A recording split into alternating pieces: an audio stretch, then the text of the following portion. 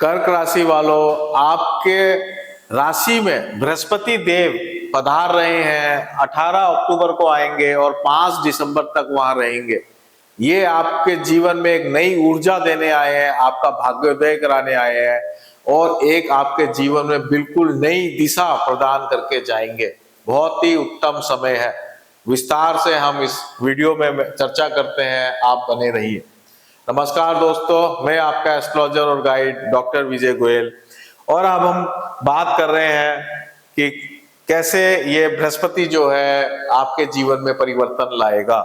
तो सबसे पहले हम हेल्थ को लेके बात कर लेते हैं कि हेल्थ जो है, बृहस्पति आपके राशि में आ गया है, आपके फर्स्ट हाउस में आ गया है।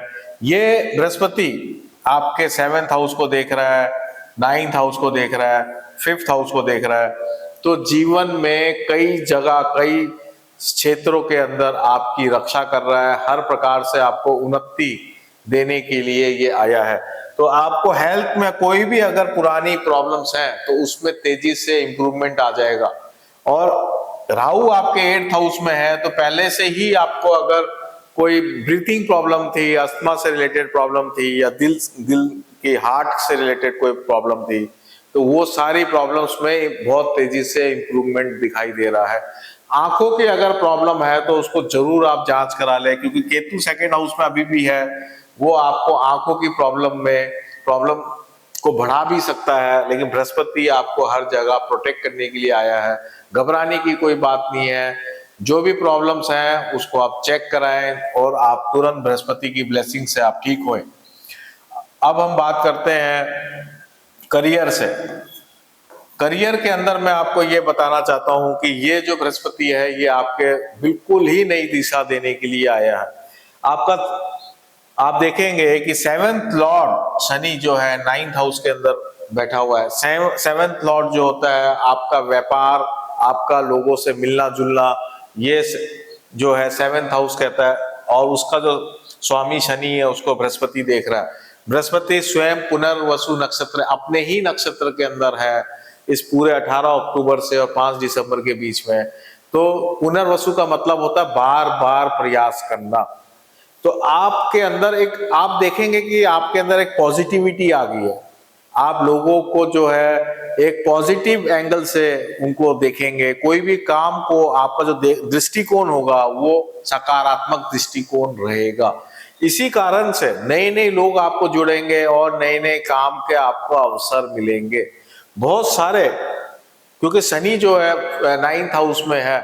तो अगर आपने समय का डिसिप्लिन मेंटेन किया और आपने इस शॉर्ट पीरियड को, इसके अंदर आप ज्यादा से ज्यादा लोगों से मिलके अगर आप अपना व्यवहार आप अच्छा रखेंगे तो आपका कार्य में बड़ा परिवर्तन आएगा। बहुत सारे व्यापारी वर्ग नया काम करने की सोच रहे होंगे, बड़ा परिवर्तन लाने की सोच रहे हो, क्योंकि राहु जो है 8th हाउस में है। तो जो प्रेजेंट बिजनेस होता है उसको बढ़ाने की कोशिश होती है, या कई बार प्रेजेंट बिजनेस में उतना लाभ नहीं हो रहा होता तो नया जोड़ने की स्थिति होती है। वैसे ही जो जॉब में है वो भी अगर जॉब चेंज करना चाहते हैं तो उनको भी जॉब चेंज करने का मौका मिलेगा। इसके अलावा जो प्रोफेशनल्स हैं उनके लिए तो ये one of the best time है, क्योंकि प्रोफेशनल्स जो है अपनी नेतृत्व की शक्ति के कारण, अपनी ओज और प्रभाव के कारण जो है सामने वालों को मोहित कर लेंगे और इसी से आपका व्यापार, आपका जो काम है वो एकदम से तेजी से बढ़ेगा। बहुत नए स्टार्टअप शुरू होने का भी योग है। जिनकी भी कर्क राशि है या कर्क लगन है वो नए नए स्टार्टअप शुरू कर सकते हैं 18 अक्टूबर से और 5 दिसंबर के बीच में। तो ये one of the best time है। मैंने आपको बहुत सारे एंगलों से बता दिया है। आपको सिर्फ ये ध्यान रखना है कि आपका केतु 2nd हाउस में है, तो थोड़ा वाणी में संयम रखना है, शब्दों का सही प्रयोग करना है।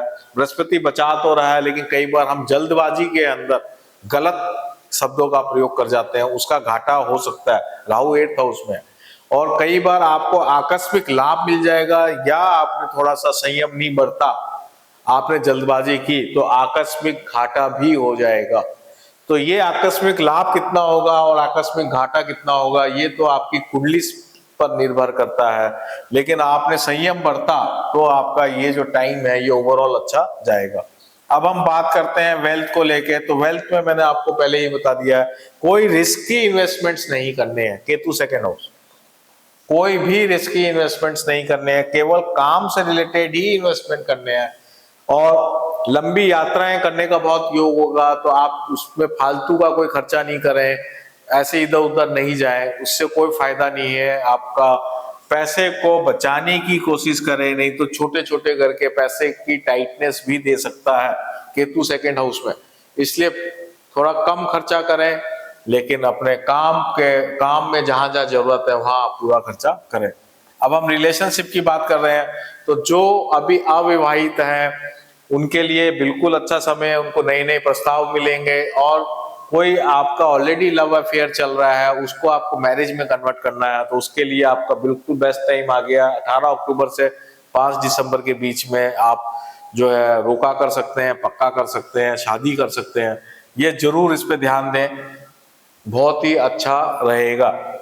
आपका जो जीवन साथी है, जो मैरिड ऑलरेडी कपल्स हैं, वो आपके काम में पूरा सहयोग करेगी, क्योंकि बृहस्पति शनि को देख रहा है।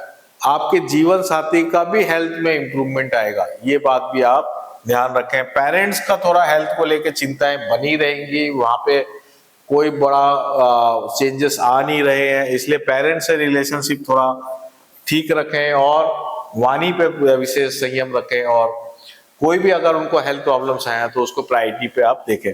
स्टूडेंट्स के लिए मैं ये कहूंगा कि बृहस्पति 5th हाउस को देख रहा है, आप नया कोर्स करना चाहते हैं, अपने आप को अपग्रेड करना चाहते हैं, नई स्किल सेट सीखना चाहते हैं, उसके लिए ये बहुत ही अच्छा समय है। स्टूडेंट्स के लिए जरूर आप सीखें। कोई भी नया कोर्स ज्वाइन करना है तो आप कर लें, आपको अच्छे अवसर मिलेंगे, अच्छे टीचर्स मिलेंगे, अच्छे ट्रेनर्स मिलेंगे, भाग्य देगा आपको अच्छे लोग।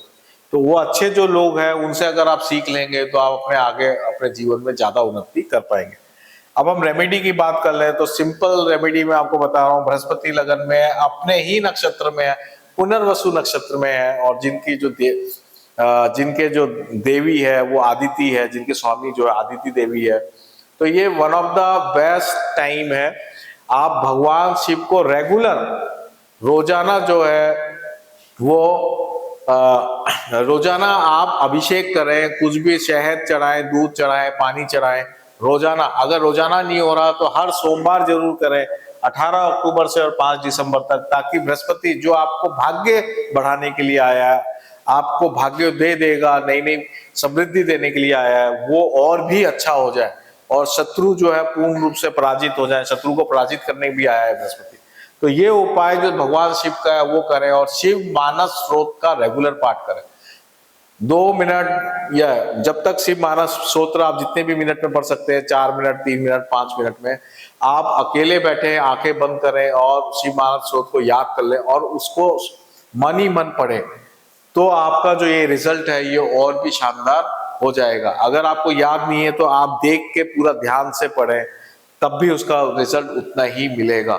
उम्मीद करता हूं कि ये आपका जो कर्क राशि का जो बृहस्पति का गोचर है ये आपके जीवन में जो चेंज लाएगा वो आपको पूरी बात समझ में आ गई।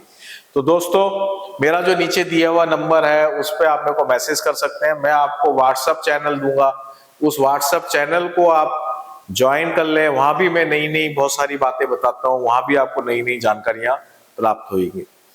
तो दोस्तों, आप सबका बहुत बहुत धन्यवाद इसको देखने के लिए, और मेरे चैनल को लाइक, सब्सक्राइब और शेयर जरूर करें। धन्यवाद।